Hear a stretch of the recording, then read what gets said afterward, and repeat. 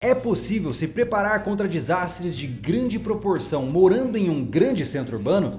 É possível sim ser sobrevivencialista em uma grande cidade ou isso é uma fantasia? Esse é o tema do Fio da Navalha de hoje.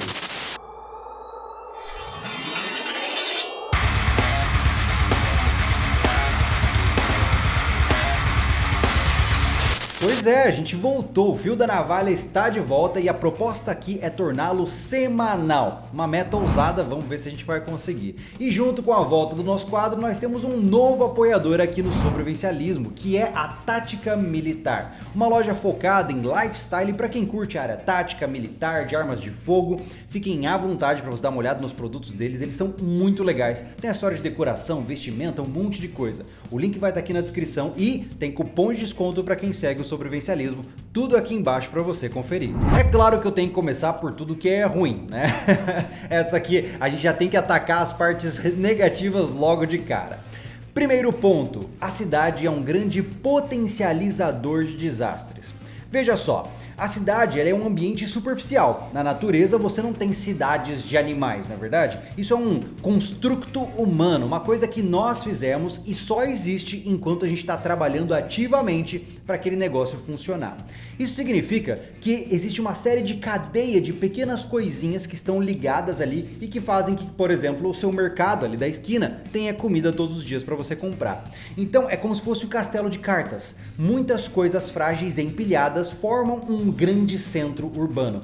Se você tirar uma dessas bases, por exemplo, o rompimento de um cano adutor de água, ou por exemplo, uma greve de caminhoneiros que nós tivemos no ano passado, tudo vai por água abaixo. E você está em um local onde todos os desastres são mais potencializados porque você tem mais pessoas e uma maior necessidade de recursos de manutenção. Um clássico exemplo seria uma situação de possível pandemia ou uma epidemia. Por que quando você mora em um centro urbano, você vive gripado na época que todo mundo está gripado e quem mora no campo dificilmente pega uma gripe? Simples, por questão de contágio. Quem mora em um grande centro urbano está sempre com muitas pessoas em volta, então esses vírus têm um maior potencial de alcance. Imagine se nós estamos falando de algo seríssimo aqui, sei lá, uma peste negra 2.0. Pois é, as cidades vão ser um lugar que vão potencializar essa epidemia em muitas e muitas vezes. Número 2, riscos inerentes de uma cidade grande, que óbvio, logo de cara a gente já sabe.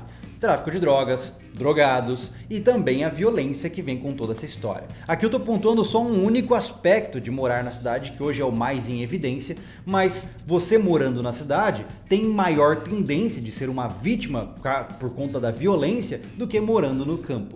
Então isso já é um critério muito complicado, porque veja só, se por acaso um desastre de grande proporção acontecer e a cidade não for capaz de manter a lei e a ordem acontecendo, o que você vai enfrentar estando, por exemplo, no Rio de Janeiro? Você vai ter grupos fortemente armados de traficantes que já sabem fazer as coisas erradas com muita eficiência, tomando conta de todas as ruas e definindo quais são as novas regras.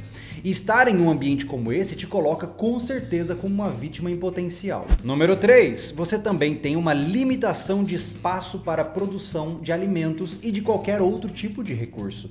Geralmente quem mora numa cidade tem um terreno pequeno, a não ser que você seja rico, que não é, por exemplo, o meu caso. Então, se você tiver um terreno de 15 por 30, por exemplo, você tem um espaço muito enxuto para produzir alguma coisa. É possível sim, com algumas técnicas de criação de alimentos, você sustentar parcialmente a sua família? É possível. Mas por outro lado, dedicar-se para produzir tanto em um espaço pequeno é muito difícil. Somado isso ao componente da possível violência que nós conversamos anteriormente, a situação fica ainda pior. E mais do que isso, não vamos nem falar da comida, a sua própria água, ela só tem dois caminhos para chegar até você. Ou pela companhia que entrega a água para você, que chega na sua torneira, ou comprando galões de água.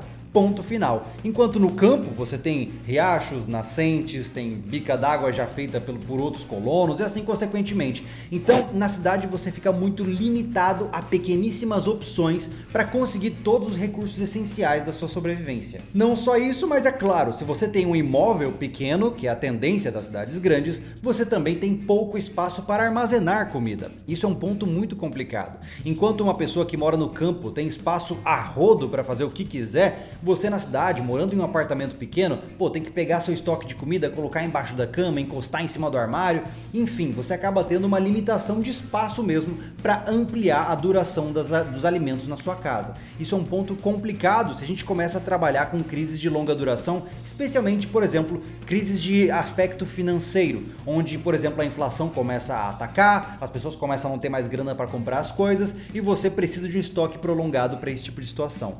É nesse caso que, de fato, não ter espaço é perigoso. E número 4, é claro, né, senhores, deslocamento. Acredito que se você mora em um grande centro urbano, congestionamento é sinônimo do local onde você está. Imagine que se com tudo funcionando o trânsito já é ruim, imagine então se, por exemplo, essa cidade tivesse que ser evacuada por qualquer razão que aconteça.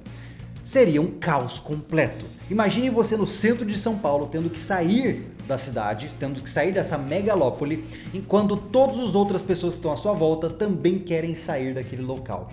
Cara, as chances de dar errado são gigantescas. Muito provavelmente você não vai sair antes da situação que esteja para aconteça. Então eu considero deslocamentos em caso de crise em centros urbanos impossível, a não ser que você tenha contramedidas que a gente vai falar em breve. Vamos agora aos pontos positivos de morar em um grande centro urbano e ser um preparador. E logo, o primeiro ponto que brota na cabeça é a disponibilidade de recursos enquanto tudo funciona. Você morando numa cidade grande, você tem acesso a serviços que em uma cidade pequena você não tem com tanta facilidade.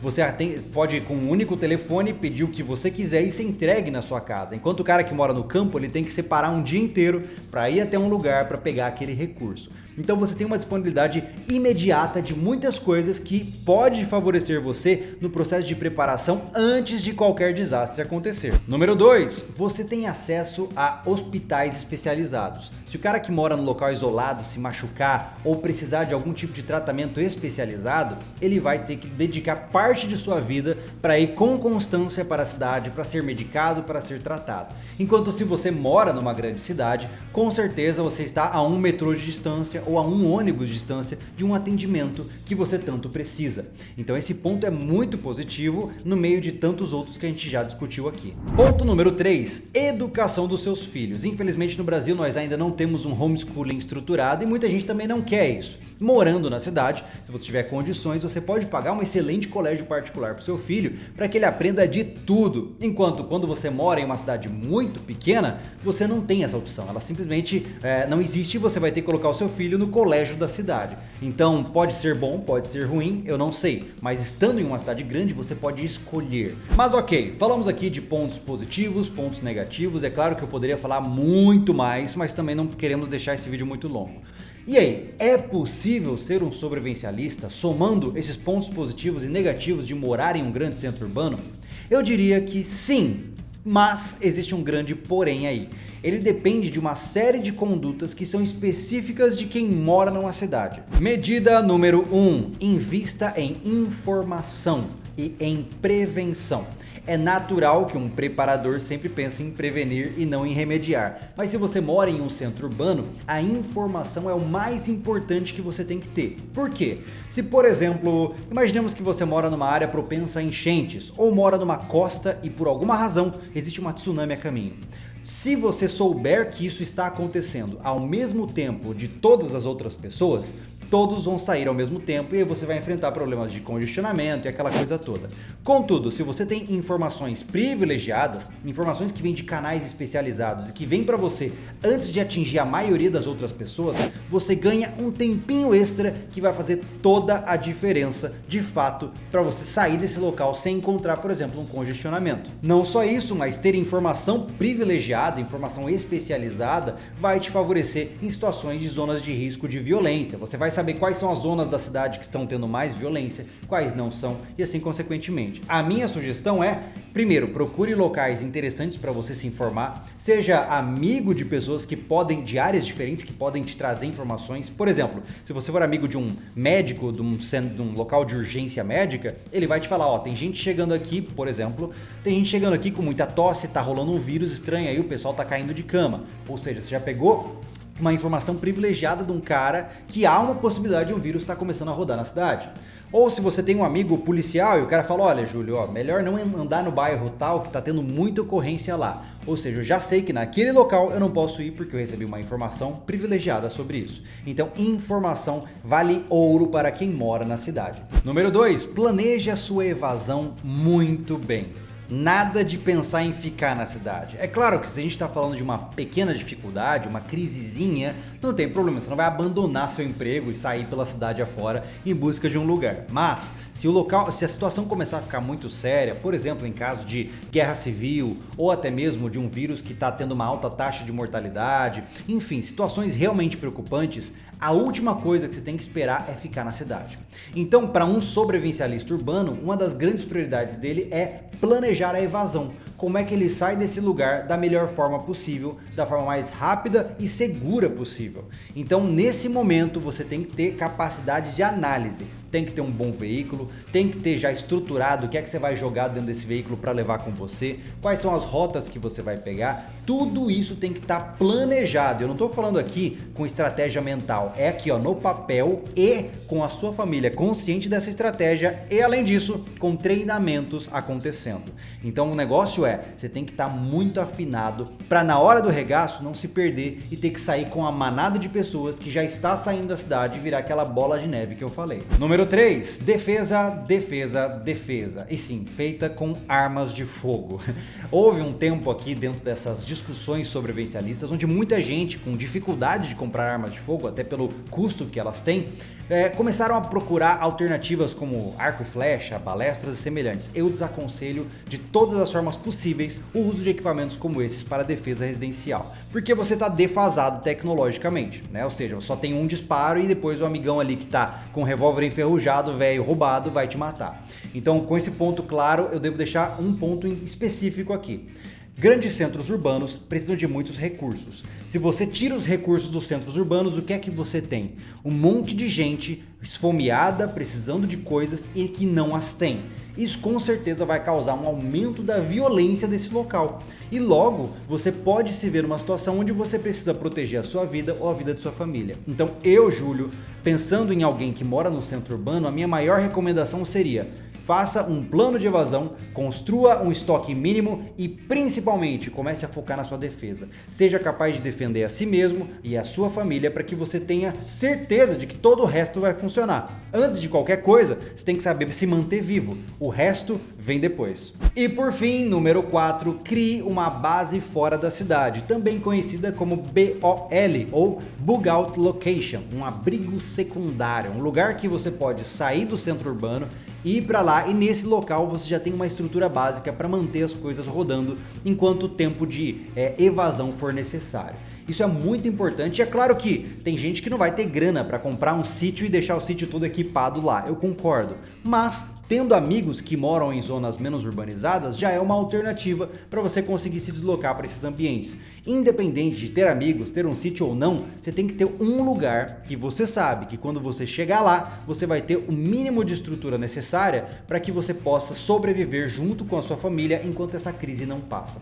O conceito de abrigo secundário já foi muito falado aqui no canal e vale a pena você conhecer nos vídeos anteriores que nós temos aqui. Não sei se você sabe, mas o YouTube não te mostra os vídeos antigos do canal. Então se você é um novo inscrito, fica à vontade, volta no tempo aí, tem muito conteúdo massa, especialmente sobre esse assunto. Enfim, eu espero que a minha resposta tenha te feito refletir, não existe certo ou errado, tudo tem que ser adaptado na vida, né? Mais do que isso, também devo agradecer a sua presença aqui. Se você tem ideia de temas que são importantes de serem trazidos aqui na nossa discussão, coloca nos comentários abaixo com a hashtag NFDN, ou seja, no fio da navalha. Aí eu vou saber também que você assistiu esse vídeo até o final. Não deixe de conferir a Tática Militar, nossa nova apoiadora do canal, que também contribuiu para a volta do fio da navalha aqui no sobrevivencialismo, beleza? Então agora chega de falar, vamos embora, deixa o seu like, se inscreva no canal, nos vemos no próximo episódio. Eu sou o Júlio Lobo, esteja preparado.